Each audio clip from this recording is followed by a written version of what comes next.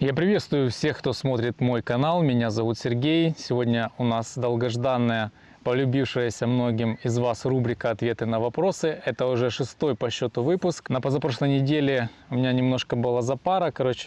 Организовывал я в городе велодень. Такая суета была. Не было времени вообще там для съемок видео. Много вопросов ваших скопилось. Я там уже до этого выписал вопросы. У меня вот на листочке, да, они уже 3 недели лежали. Я все не мог никак снять видео из-за этого велодня. Ну, в общем, организация дело такое, кропотливое, много суеты, движухи. Было не до этого. А сейчас приходится все доснимать, видосики, и дошел я до ваших вопросов. Так что не обижайтесь, были на то причины, я не мог снять видео. И сегодня у меня, как обычно, ваши вопросы. Это уже, конечно, вопросы старенькие, может быть, для кого-то не актуальные, но, думаю, для кого-то будут уже и актуальны. Потом, чуть попозже, я думаю, через недельку сниму уже там 7-й выпуск, потому что вопросов очень много от вас. Я не успеваю просто на них отвечать, не всегда.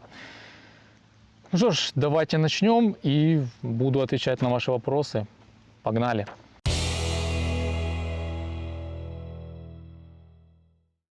Ну что ж, первый вопрос у нас на сегодня от Алексея Шилова. И вопрос у него следующий. А чем отличается велосипедная смазка от варки? По-моему, это задротство. Ну, задротство — это, я бы сказал, смазывать цепь обычной смазкой. Вот это и реально задротство. Но чем отличается обычная смазка от варки? Я, в принципе, уже много раз в своих видео рассказывал, в влогах. Я как-то снимал видео о парафинировании цепи. В общем, если коротко, то цепь дольше служит, у нее увеличивается срок службы, так как нету от этого абразива, который образуется из-за смазки и вперемешку с песком и с пылью. Да, и трансмиссия всегда чистая. Это второй плюс. И третий плюс, то, что обслуживание занимает там короткое время, чтобы это все дело. Задротство — это когда каждую неделю, а то и чаще, приходится вымывать цепь, чистить ее, заново смазывать, постоянно это все, руки грязные. То еще задротство. А сварка цепи — это занимает максимум полчаса для того, чтобы снять, в растворителе промыть, просушить, проварить цепь заново, подождать, пока она остынет, и поставить на место. Это немного времени занимает, и всегда руки чистые, цепь служит дольше, пробег больше. Нет вот этого. Мухи меня задолбали. И все намного проще, так что рекомендую попробовать, и понравится тебе обязательно. Следующий вопрос от Дениса Ковтуна. Спрашивает он по поводу велокомпьютера, который у меня сейчас стоит на велике. Не смутило тебя много отрицательных отзывов на этот товар? Во-первых, там отзывов более 2000, и я все их не стал просматривать. Я посмотрел там самые первые 2 страницы, там в основном были положительные отзывы. В целом я своим компьютером доволен, за исключением того, что там бывают с ним глюки, когда он показывает максимальную скорость. Но мне сейчас кто-то написал там в комментарии, что есть решение. Я еще не добрался до этого видео. Там вроде человек скинул ссылку, как он там устранил эту проблему. Я с этим ознакомлюсь и потом до вас донесу. Так, следующий вопрос от Сергея Бас. Серега, зачем 180-е брал? Не боишься ли? На RockShox XC28 рекомендуется только 160-е ротора. Может вывернуть вилку при торможении коленями вперед. И да, оставь как есть, ничего не крась. Зачем этот колхоз с красками? Нет, хочу тебе сказать, я не боюсь насчет того, что, как ты говоришь, вывернет коленями вперед вилку. Так как я катаюсь в таком лайтовом режиме, моей вилке ничего не грозит. Это не знаю, как надо кататься экстремально, чтобы произошло то, о чем ты говоришь. Нет, я насчет этого вообще не переживаю. Я спокойно катаюсь, у меня нет таких резких, сильных торможений. В принципе, у меня все нормально. Да, я не стал красить эти заклепки. Я так подумал, оставлю как есть. В общем, согласен, что колхоз. Как там даже больше так нравится, чем если бы они были красные. Так, следующий вопрос от Just Matis. Ну и как впечатление о роторах, стоит оно того? Мне почему-то кажется, кроме прикольного внешнего вида, разницы никакой. Ну, по большому счету, да, особо там, ну, конечно, более такие они резкие стали, не знаю, или это из-за колодок, или из-за самих роторов. Да что ж такое? Блин, меня мухи сегодня, наверное, достанут, я чувствую. Вот, и ничего, как бы, кроме внешнего вида, ты говоришь, да? Ну, может быть и так. Мне не понравились по дизайну, смотрятся круто, тормозят тоже хорошо. Криваль Владимир спрашивает, взвесили велик уже свой, сколько весит? А говорите, вес его где-нибудь в будущих видео.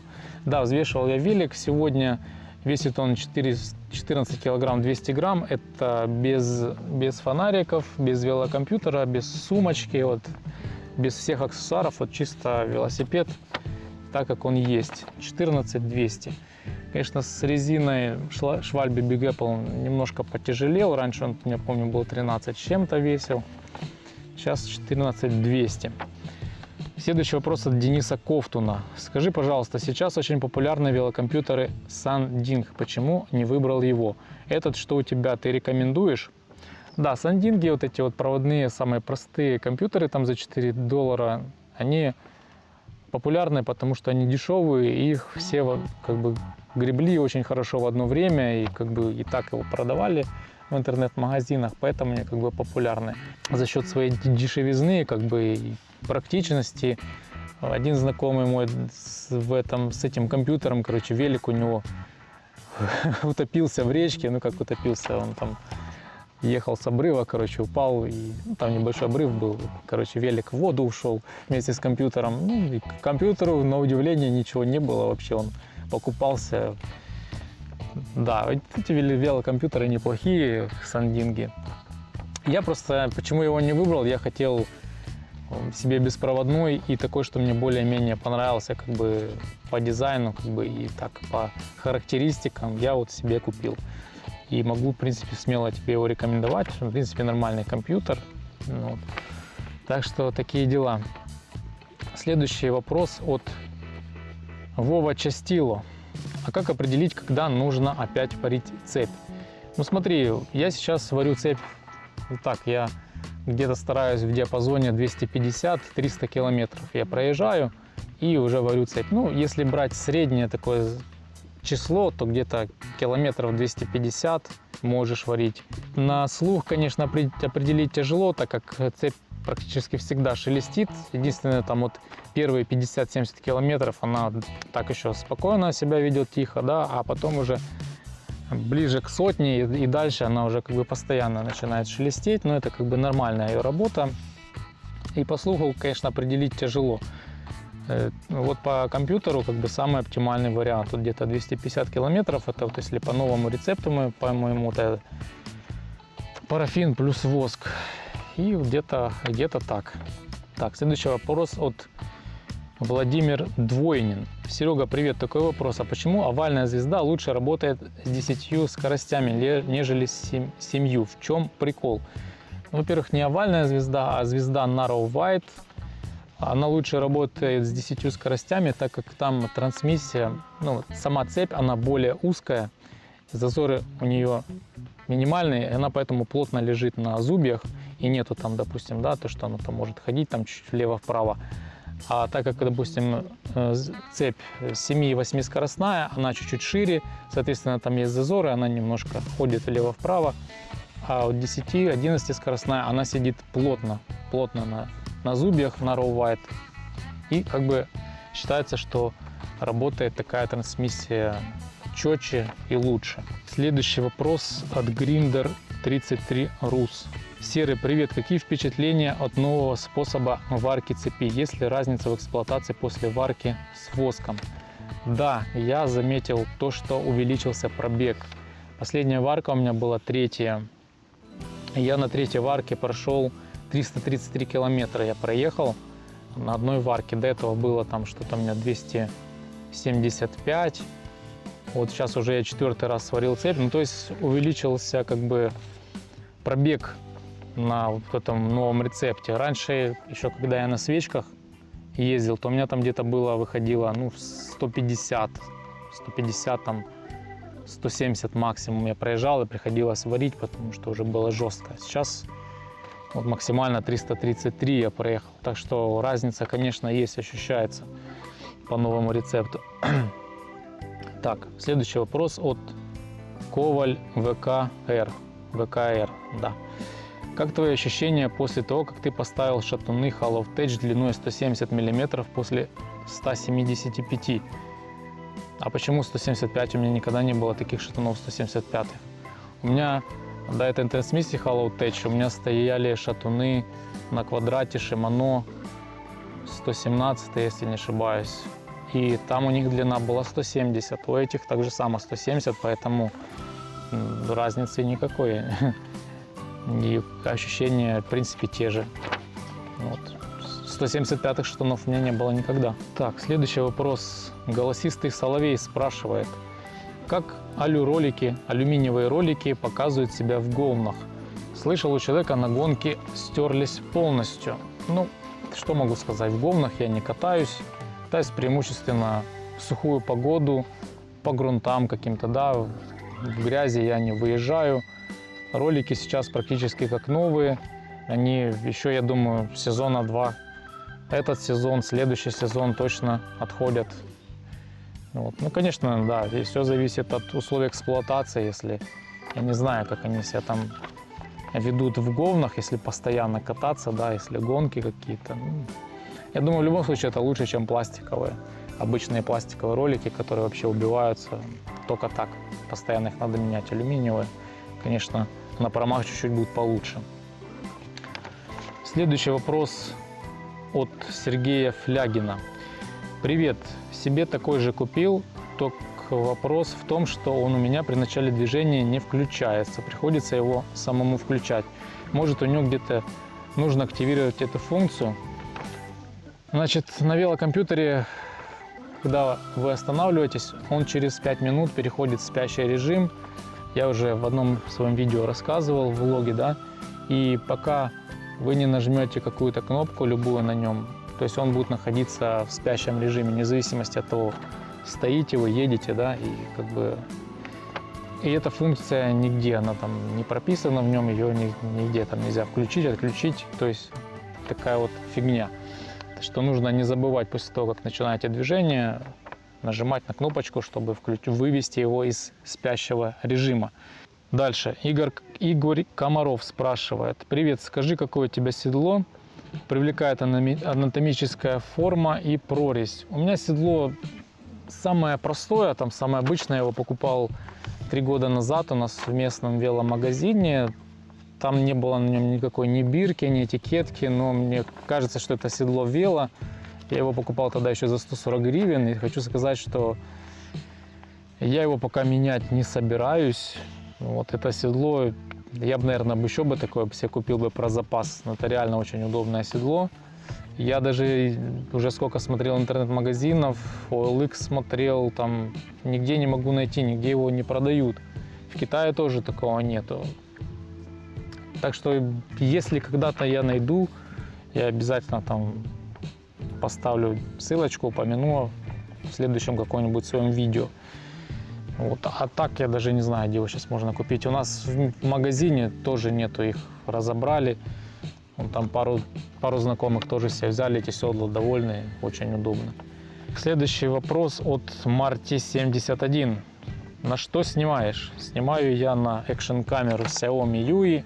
International версия, черная такая, для европейцев. Вот. Снимаю уже я 2-й год на нее. В принципе, пока доволен. Артур Логинский спрашивает.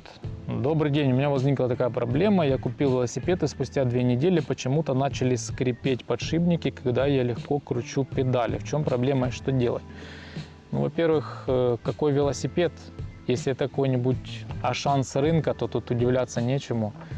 Там все стоит очень низкого качества, и там обычно ничего не смазывается толком, поэтому неудивительно. Просто надо либо перебрать педали, либо заменить на новые, какие-то более лучшего качества. Ну, хотя бывает и И в магазинах даже велосипеды где-то средней ценовой категории, бывает, там на них стоят какие-то пластиковые педали, которые там через месяц, бывает, уже начинают там сыпаться, короче, издавать неприятные звуки, хрустеть и тому подобное. Так что либо перебрать, либо лучше всего, конечно, заменить на новые, там, более качественные какие-то педальки. Следующий вопрос от Алексея Якименко. А что делать, если на шинах нет значения бар, а другие значения и цифры есть? Ну, бывает, если нет значения бар, это давление в атмосферах, есть еще указано в PCI значение. Ну, если нету этой надписи, то просто смотри, покупаешь обычный манометр в автомагазине, либо в веломагазине и качаешь где-то в пределах 2,5-3 атмосферы. Это как бы самый такой оптимальный вариант. Тогда это уже будешь знать наверняка. Обычно на покрышках указывается от 2 до 4, там бывает от 4,5 до 5 даже. Ну, вот нормально где-то от 2,5-3 атмосферы можешь качать и кататься, не переживать насчет этого, если нет никаких обозначений на покрышках. Ну, такие тогда бывают дешевые покрышки, там какие-то китайские ноунейм, да, бывает такое. Последний вопрос на сегодня от Питера Кудинова. В принципе, вопрос схожий. Спрашивает по поводу парафина. Как определить, что нужно заново парафинить? С жидкой смазкой все более-менее понятно. Я на звук ориентировался, а тут цепь немного стрекочет уже сразу. Да, согласен, цепь уже начинает после 50-70 километров уже шелестеть, так уже заметно довольно-таки. Но это как бы это нормальное явление, тут особо переживать насчет этого не стоит. Вот, как я уже сказал, я более 300 километров отъездил на предыдущей варке. А так вот, смотри сам, я обычно сейчас где-то в среднем 250 километров и варю уже заново цепь. Ну, конечно, перед тем, как варить, лучше всего ее в растворителе вымыть хорошо от старого парафина, от пыли и заново проваривать. В общем, как-то так. Вот. Думаю, в конце сезона, где-то ближе к осени, сниму видео уже эксплуатации парафинированной цепи летом. Там у меня будет, я делаю табличку, каждая варка, я записываю, сколько километров прошел, там дату отмечаю и все это вам потом расскажу. Ну а на сегодня все. В принципе, это были все вопросы от вас. Я думаю, где-то через недельку запишу следующий выпуск, потому что вопросов очень много собралось за эти 2 недели. Надо немножко подогнать, ответить всем. Так что следите за новостями, подписывайтесь на канал, если вы еще это не сделали. И увидимся с вами в следующем видео. Всем хорошего настроения. И да, пишите комментарии под этим видео, если какие-то у вас есть вопросы. Вот. И всем удачи, всем пока.